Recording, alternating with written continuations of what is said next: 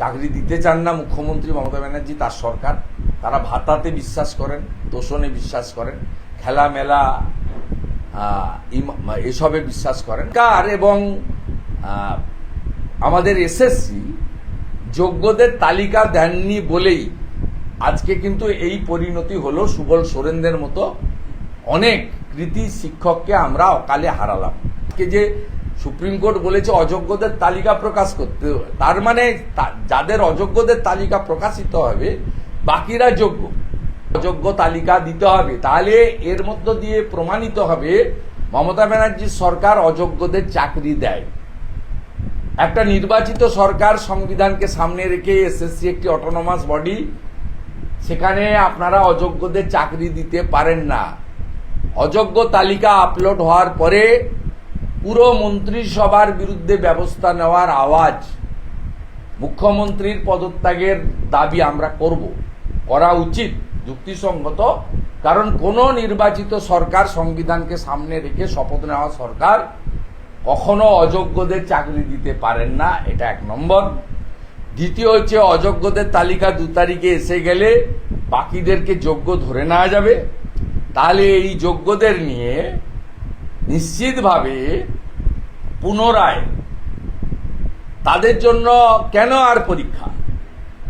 যোগ্যদের জন্য, যোগ্যদের সেই তালিকা, যে তালিকা বহু প্রতীক্ষিত, 22 সাল থেকে 25 সাল, প্রায় 4 বছরের প্রতীক্ষা, 3.5 বছরের প্রতীক্ষা, ওইটা বাদ দিয়ে দিলেই তো বাকি সব যোগ্য।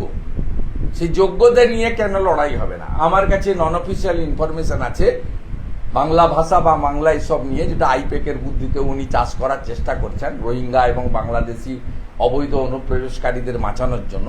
বিধানসভা ডাকছেন, শর্ট সেশন ডাকছেন 1 দিন 2 দিনের। আমরা রেডি আছি, বিজেপি সব এমএলএ সমর্থন করব। যোগ্য তালিকা আপনি বিধানসভা থেকে সর্বদলীয়ভাবে পাস করান। অযোগ্য বেরিয়ে গেলে বাকি যোগ্য।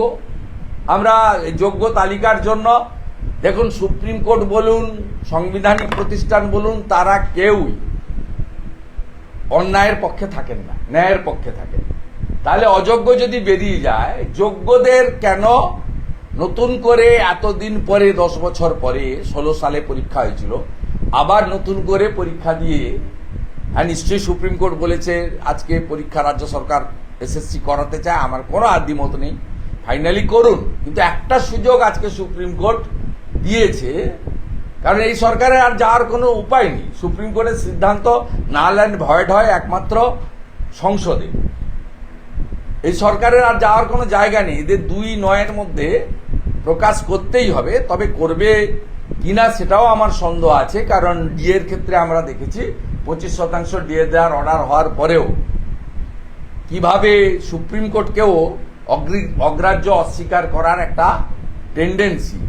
একদিকে 500 কোটি টাকা পুজোয় চাঁদা, একদিকে বুথে বুথে কত 10 লাখ না কত টাকা ইত্যাদি ইত্যাদি, অন্যদিকে কর্মচারী শিক্ষকদের, শিক্ষাকর্মী পেনশনার্সদের ডিএ আটকানোর মরিয়া প্রয়াস সুপ্রিম কোর্টের নির্দেশকে বুড়া আঙুল দেখিয়ে।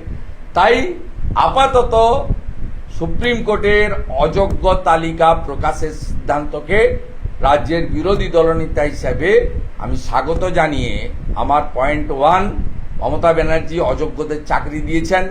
তালিকা প্রকাশের পরে তিনি পদত্যাগ করুন, তার ক্যাবিনেট পদত্যাগ করুন, নির্বাচনে যান, এখনই নির্বাচনে যান। কারণ কোনো সরকার অযোগ্যদের চাকরি দিতে পারে না। কিসের ভিত্তিতে অযোগ্যদের চাকরি দিয়েছেন? আত্মীয় হিসাবে, পার্টির ক্যাডার হিসাবে, টাকার বিনিময়ে বা অন্য কিছুর বিনিময়ে? প্রকাশের দাবি করছি আমি।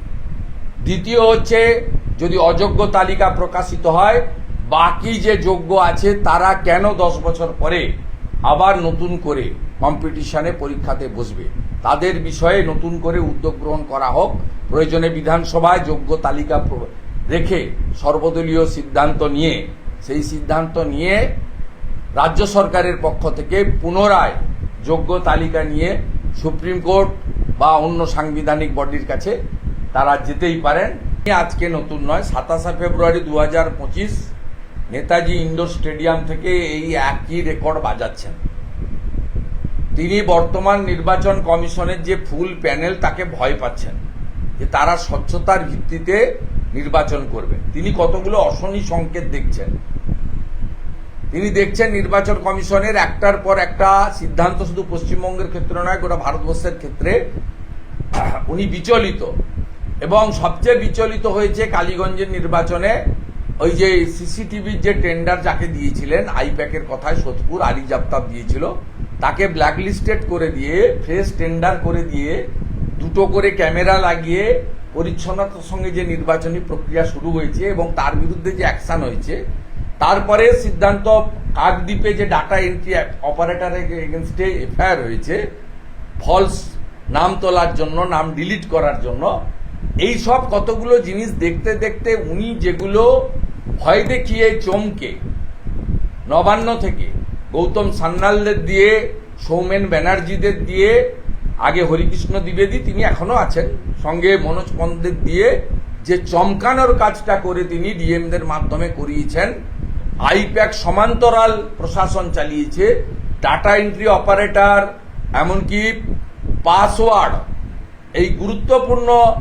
ইলেকটোরাল রোডের পাসওয়ার্ড, ইনক্লুশন, ডিলিশন, কারেকশনের পাসওয়ার্ড পর্যন্ত এই ক্যাজুয়াল কন্ট্রাকচুয়াল ডাটা এন্ট্রি অপারেটরদের কাছে ডাব্লিউবিসিএস অফিসাররা রেখেছেন। এই যে রিফর্মস ধরে ফেলেছেন চুরিটা, সিস্টেমটা, এটাতে তিনি লাগাতার 27 ফেব্রুয়ারি থেকে বর্ধমান এবং আজকেও অছাত্রদের সমাবেশে 100 দিনের কাজের কলকাতার কাউন্সিলররা যোগান দিয়েছে কিছু লোকজন, তাদের সমাবেশে আজকে তিনি লাল চুল কানে দুল, তার নাম যুবা তৃণমূল, তাদের সমাবেশে তিনি আজকে এই ধরনের কথাবার্তা বলেছেন। ইলেকশন কমিশন সব দেখছেন, তাদের উচিত সাংবিধানিক বডি সিদ্ধান্ত গ্রহণ করা। তবে ইলেকশন কমিশন অত্যন্ত দৃঢ় আছে আমার মনে হয়েছে, কারণ মুখ্যমন্ত্রী বোলপুরে বলেছিলেন কাউকে সাসপেন্ড করব না, কিন্তু 4 জনকে সাসপেন্ড করতে তার মুখ্য সচিব বাধ্য হয়েছে। এফআইআর করবো না গো ধরে আছে। আমার বিশ্বাস ইলেকশন কমিশনের ফুল বেঞ্চের আগামীকাল মিটিং আছে, তারা এই বিষয়ে যথোপযুক্ত সিদ্ধান্ত নেবেন। আমরাও নজর রাখছি। ইলেকশন কমিশন নিরপেক্ষ সাংবিধানিক বডি, কাউকে ফেভার করার বিষয় নেই, ফেয়ারলি চলতে হবে, কনস্টিটিউশন মেনে চলতে হবে। আর উনি যে ধমক চমকটা দিচ্ছেন, এতে বোঝা যাচ্ছে যে মমতা বন্দ্যোপাধ্যায় ভীত, আতঙ্কিত, সন্ত্রস্ত, এবং মূলত আলী জাপ্তাব চলে যাওয়ার পরে আর ইলেকশন কমিশনের দিল্লি অফিসে বা তাদের ফুল বেঞ্চ এই রিফর্মসগুলো করছেন বলে তিনি আতঙ্কিত। এবং সবচেয়ে বড় আতঙ্ক তার মধ্যে গ্রাস করেছে এসআইআর নিয়ে। এসআইআর নিয়ে তিনি ভীষণ আতঙ্কিত, কারণ তিনি জানেন যে এই এসআইআর হলে তার যে বিশেষ ভোট, সেই ভোট কিন্তু থাকবে না। আমি নানা সময়ে আপনাদেরকে উদাহরণ দিয়েছি, আজকে আরেকটা উদাহরণ দিচ্ছি। 115 রাজারহাট নিউ টাউন বিধানসভা, বুথ নম্বর 181, এই বুথে এই মুহূর্তে 65টা মৃত ভোটার আছে আর 89টা আউটসাইডার আছে, যারা এই বুথে কয়েক বছর ধরে থাকছেন না।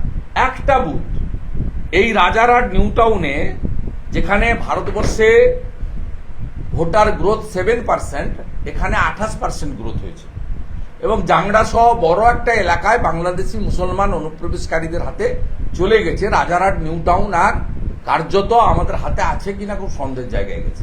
আমি তো একটা বুথের উদাহরণ আপনাকে এখানে দিলাম। উনি ভীত, আতঙ্কিত এসআইআর নিয়ে। উনি এবং ওনার ভাইপো দুজন মিলে আজকে সব মিটিংয়েই বলছেন, বিচলিত, কাঁপছেন, ঘামছেন, থরথর করছেন, চিৎকার করছেন। এগুলো সব হচ্ছে আতঙ্ক, ভীষণ আতঙ্ক।